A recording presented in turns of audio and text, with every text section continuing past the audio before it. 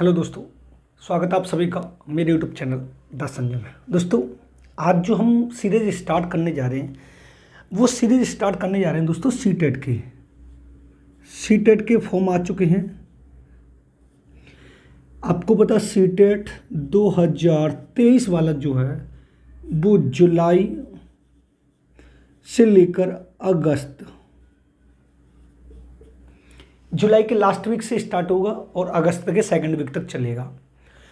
अब जो आज जो मैं अपने चैनल पर स्टार्ट करने जा रहा हूँ वो सी टेट की जो है वो पेडागोजी की सीरीज स्टार्ट करने जा रहा हूँ। किसकी स्टार्ट करने जा रहा हूँ? पेडागोजी की सीरीज स्टार्ट करने जा रहा हूँ, क्योंकि सी टेट में दोस्तों जो आते हैं वो 150 क्वेश्चन आते हैं।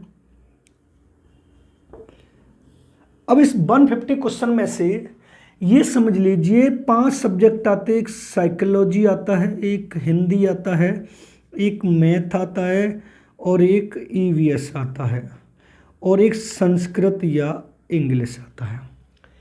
अब जो पेडागोजी आती है दोस्त वो यहाँ पर 30 नंबर की तो ये आती है, 15 की हिंदी की आती है, 15 नंबर की मैथ में आती है, 15 नंबर की ईवीएस में आती है, 15 नंबर की इसमें आती है।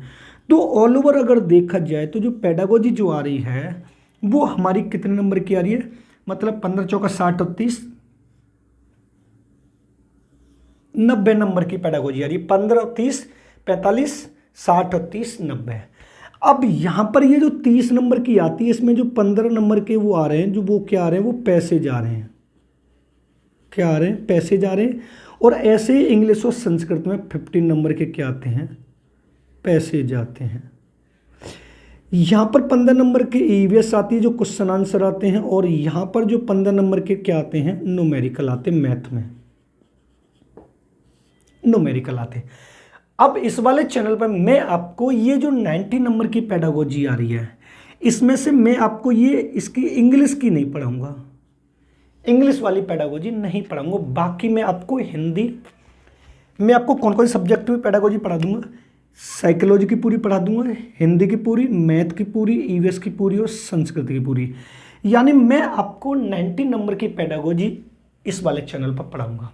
पेडागोजी 150 मार्क्स का जो आ रहा है पेपर आ रहा है वो अब जो आ रहा है ये वाला जो 150 मार्क्स है उसमें से जो 90 नंबर की पेडागोजी है उसमें से आज जो मैं पहली क्लास डेमो के तौर पर आज स्टार्ट कर रहा हूँ। जो नेक्स्ट क्लास है उससे हम क्लास स्टार्ट करेंगे या पहली क्लास भी रख लेंगे इसको, ये वाली बात है। तो आपको समझना सी टेट का पेपर जुलाई के लास्ट वीक से लेकर अगस्त के समय चलेगा। आप इस चैनल पर नए हो तो चैनल को सब्सक्राइब कर लेना। आपको पूरी पेडागोजी इंग्लिश सब्जेक्ट को छोड़कर पूरी मिलेगी आपको। जो हम बात करने जा रहे हैं वो सबसे पहले हम बात करने जा रहे हैं बाल विकास से। किससे बात करने जा रहे हैं? वो सबसे पहले हम बात करने जा रहे हैं वो बाल विकास से करने जा रहे हैं।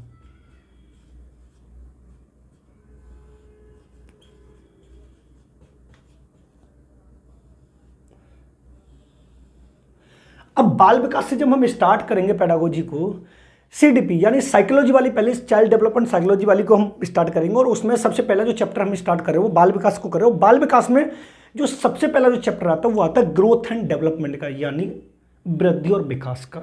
ये थोड़ा इंपोर्टेंट चैप्टर है। सबसे पहली बात यहां पर दोस्तों ये आपसे पूछा जाएगा कि जो वृद्धि और विकास है वो प्रारंभ कहां से होता है, यानी वृद्धि और विकास कहते कैसे हो, वृद्धि और विकास प्रारंभ कहां से होता है। तो दोस्तों आपको बता देना, ये अगर आपसे ये पूछे कि ये प्रारंभ कहां से होता है तो आपको बता देना गर्भावस्था से। कहां से होता है? गर्भावस्था से होता है। वृद्धि और विकास दोनों जो प्रारंभ होते हैं वो हमारे कहां से प्रारंभ? गर्भावस्था से हो रहे हैं। और गर्भावस्था की अवस्थाओं को 3 भागों में बांटा गया। यहां पर थोड़ा हम इनको भी डिस्कस कर लेते हैं। एक जो होती है वो होती है डिंबावस्था, दूसरी जो होती है दोस्तों वो होती है पिंडावस्था, और तीसरी जो होती है वो होती है भ्रूणावस्था। समझना, सबसे पहला क्वेश्चन आपका ये पूछा जाता है सीटेट की पेडागोजी में कि वृद्धि और जो विकास होता है, जो प्रारंभ होता है वो कहां से होता है दोस्तों? तो आपको बताना गर्भावस्था, यानी दूसरा इसका नाम अगर आपसे पूछ भी लेता है तो इसका दूसरा नाम आपको बता देना जन्म से पूर्व की अवस्था।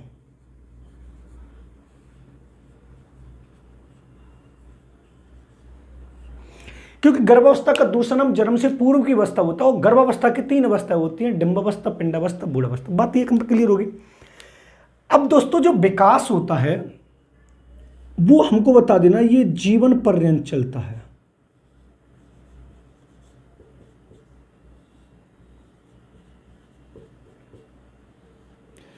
जबकि जो वृद्धि होती है दोस्तों वो किशोरावस्था तक चलती है,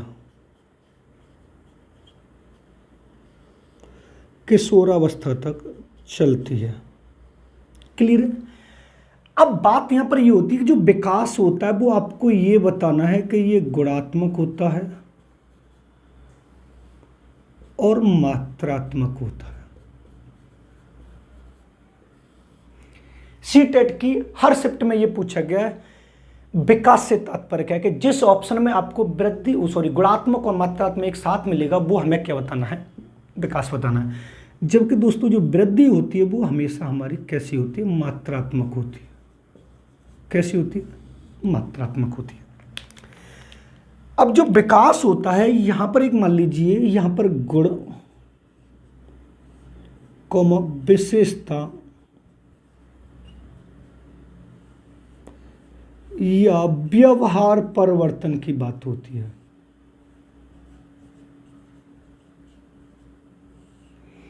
जब एक व्यक्ति के गुण और विशेषताओं का अध्ययन या उसके व्यवहार परिवर्तन की बात होगी तो इसकी हम समझ लेते हैं वो किसकी बात हो रही है, विकास की बात हो रही है। जबकि दोस्तों जो वृद्धि होती है वो कैसी होती है, हमारी संख्यात्मक होती है। कैसी होती है, हमारी संख्यात्मक होती है और हमारी जितनी भी संख्याएं आएंगी वो 0 से 9 के बीच में आएंगी। वो हमारी क्या कहलाती है, वृद्धि कहलाती है। अब उसके बाद जो हम बात करते हैं ये जो होती है ना ये शारीरिक पक्ष से संबंधित होती है।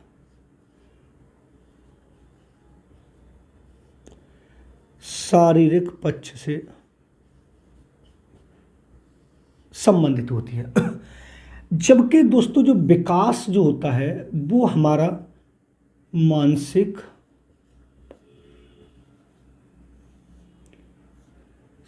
संवेगात्मक और सामाजिक, इन 3 से संबंधित होता है। क्लियर बात है। व्यक्ति के 4 पक्ष होते हैं। अब थोड़ा 4 पक्ष कौन कौन से होते हैं तो यहां पर थोड़ा हम समझ लेते हैं। जब हम पक्ष की बात करेंगे या आयाम की बात करेंगे या पहलू की बात करेंगे, पूरी जो सीडीपी इन 4 पक्षों पर टिकी हुई है। अब ये कौन कौन से पक्ष होते हैं थोड़ा इनको समझेंगे। देखो पहला होता है शारीरिक, दूसरा होता है मानसिक, तीसरा जो होता है वो होता है संवेगात्मक, चौथा जो होता है वो होता है सामाजिक। क्लियर बात है। अब इस मानसिक को एक और नाम से भी जाना जा सकता है संज्ञानात्मक।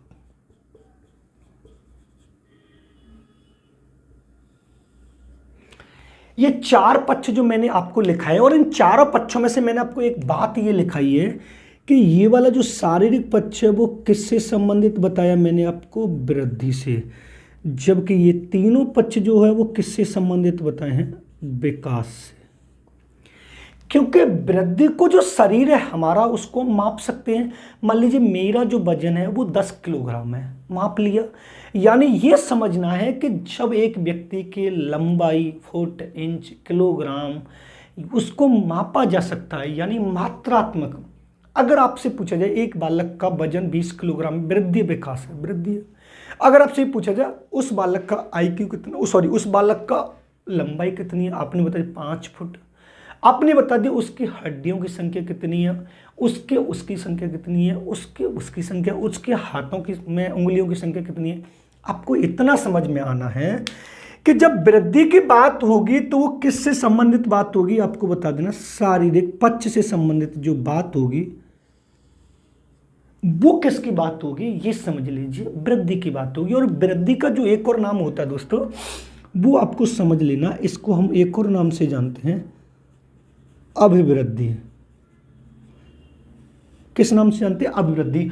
और मैं आपको ये वाली बात बता रहा हूँ, गुणात्मक वाला और अभिवृद्धि वाला सीटेट की हर शिफ्ट में पूछा गया है कि जब एक बालक की लंबाई बढ़ती है तो वो किससे संबंधित होता है, तो शारीरिक अभिवृद्धि से संबंधित होता है। यानी जब एक व्यक्ति का वजन बढ़ता है तो वो किससे संबंधित होता है, शारीरिक पक्ष से संबंधित होता है। लेकिन विकास किसे कहते हैं, तो आपको बता देना मात्रात्मक और गुणात्मक।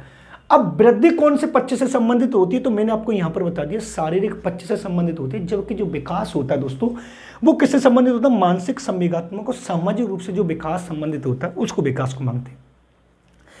अब बात और चलते हैं। अगर वो आपसे ये पूछे जो वृद्धि का जो क्षेत्र है, अगर इसके क्षेत्र की बात करी जाए तो आपको बता देना सीमित क्षेत्र है। सीमित मीन्स होता है छोटा या संकुचित। कैसा क्षेत्र है ये वाला, सीमित क्षेत्र है। जबकि जब हम विकास की बात करेंगे दोस्तों, तो इसके जो क्षेत्र की बात करेगा तो या तो वो आपसे ये कहेगा असीमित है, या आपसे बात करेगा व्यापक है। क्लियर है। यानी यहां पर आपको ये वाली बात बतानी है कि जब वो जीवन पर्यंत जो चलता है वो हमारा विकास कहलाता है, और जो एक किशोरावस्था के बाद रुक जाता है वो क्या कहलाता है, हमारा वृद्धि कहलाता है, जहां पर किसी को मापा जा सकता है। देखो अब एक और चीज अगर हम यहां पर देखें, जो वृद्धि होती है इसको मापा जाता है, जबकि जो विकास होता है दोस्तों, जबकि जो विकास होता है मापा नहीं जाता, मापा नहीं जाता। यानी जहां पर हम वृद्धि को माप सकते हैं और विकास को माप नहीं सकते। अब एक एग्जांपल के थ्रू हम थोड़ा समझें तो आपको और अच्छे से समझ में आ जाएगा। जैसे नोट डाल के हम पढ़ते हैं, यहां पर नोट डाल के देखो, हमने आपसे बोला कमल का वजन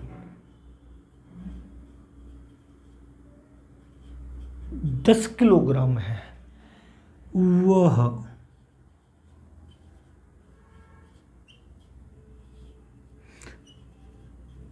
बहुत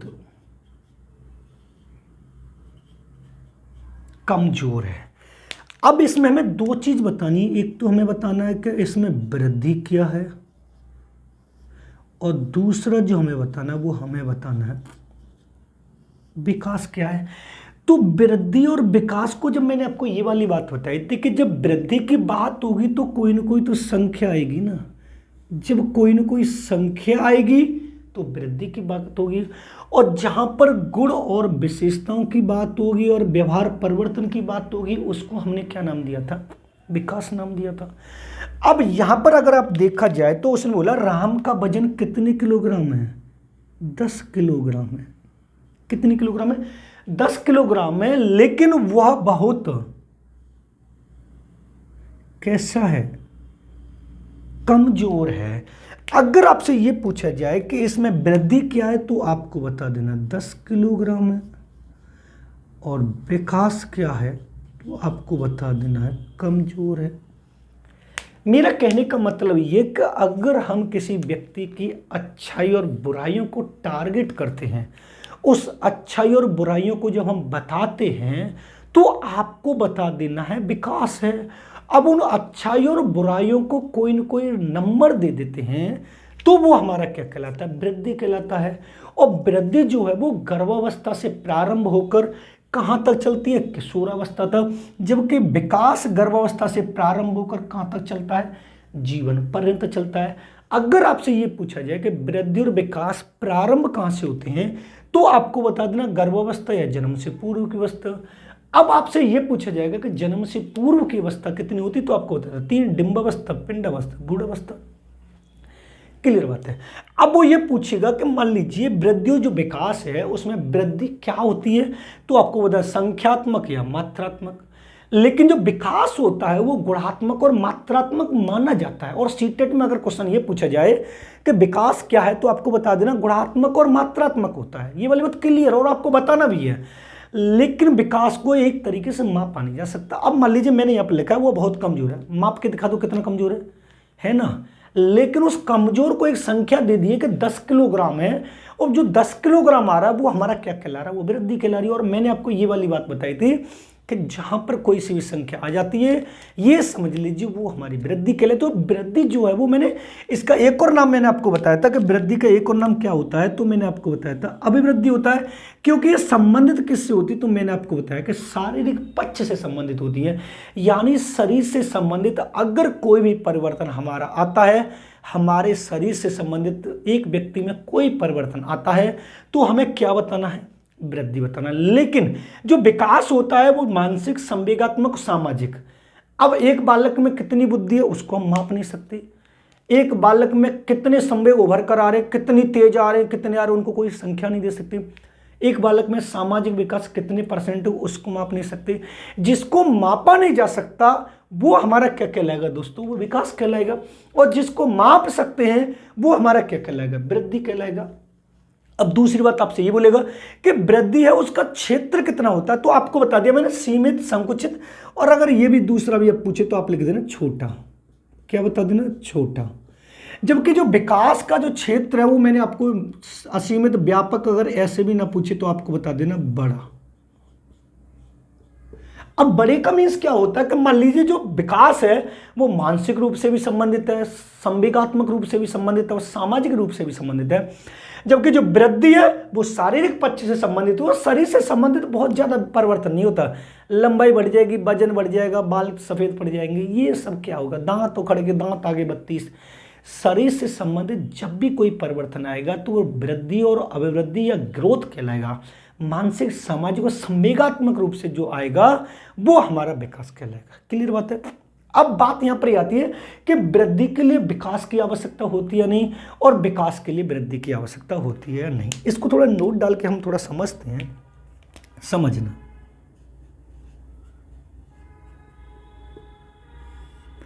ये आपको थोड़ा समझना और आपको एक क्वेश्चन मिल जाएगा आराम से। पहला पॉइंट हम पढ़ेंगे, देखो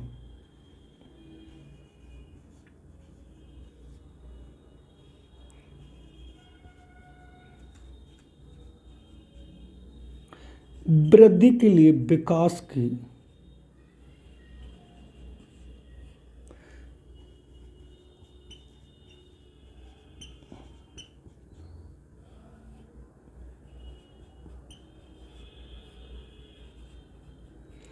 आवश्यकता होती है। दूसरा,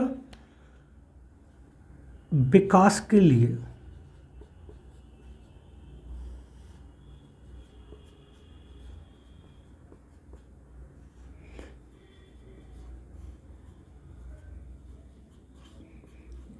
वृद्धि की आवश्यकता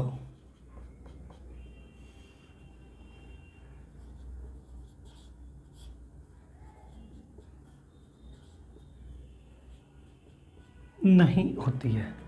निम्नलिखित में से सही कथन की पहचान कीजिए। तो ग्रोथ एंड डेवलपमेंट में से दो कथन आएंगे और दोनों कथनों में से आपको एक कथन की पहचान करनी है। एक कथन वो ये भी दे सकता है कि वृद्धि और विकास दोनों जीवन पर चलने वाली प्रक्रिया, जबकि ऐसी गलत है। जबकि मैंने आपको बताया कि वृद्धि कहाँ तक चलती है, किशोरावस्था, जबकि विकास के साथ जीवन पर चलता है। दूसरा आपसे ये पूछेगा जिस बालक में वृद्धि होगी उसमें कंपलसरी विकास नहीं होना चाहिए, यानी एक बालक में अगर वृद्धि हो रही है तो उसे जरूरी नहीं उसमें विकास होगा, ये भी गलत है। तीसरा पॉइंट वो आपको ये भी दे सकता है कि वृद्धि के लिए विकास की आवश्यकता होती है या नहीं होती है। तो मैंने बताया कि वृद्धि के लिए विकास की आवश्यकता होती है, लेकिन कभी कभी अपवाद में ये वाली बात हो जाती है कि एक बालक की वृद्धि बढ़ रही लेकिन उसका विकास नहीं हो रहा। वो कभी कभी अपवाद में 1-2% में हो जाता है। लेकिन आपको यहां पर ये वाली बात ध्यान में रखनी है कि अगर किसी बालक में वृद्धि बढ़ेगी तो उसमें विकास कंपलसरी होगा ही होगा। अब तीसरा जो क्वेश्चन है जो नेक्स्ट मैंने लिखा है कि विकास के लिए वृद्धि की आवश्यकता नहीं होती, ये वाली बात ठीक है। देखो समझना, मैं आपको समझाने की थोड़ा इजी भाषा में कोशिश करूंगा। मान लीजिए ये है हमारी ग्रोथ और ये हमारा डेवलपमेंट, यानी ग्रोथ एंड डेवलपमेंट, और इसको थोड़ा समझना अच्छे से। अगर किसी बालक में ग्रोथ हो रहा है तो कंपलसरी उसमें डेवलपमेंट होगा नहीं होगा, तो आपको बता देना हाँ। 1 या 2% में आपको नहीं बता देना कि नहीं होगा, लेकिन आपको अगर ये ऑप्शन में आता है कि वृद्धि के लिए विकास की आवश्यकता होती है तो आपको बता देना होती है। लेकिन दूसरा वो पॉइंट आपसे ये पूछेगा दोस्तों कि डेवलपमेंट यानी विकास के लिए वृद्धि की आवश्यकता होती है नहीं होती है, तो आपको बता देना नहीं। अब इसका एक एग्जाम्पल मैं आपको यहां पर ये बता दे रहा हूं कि आपने कौटिल्य का नाम सुना होगा, जो एक छोटा सा बच्चा है।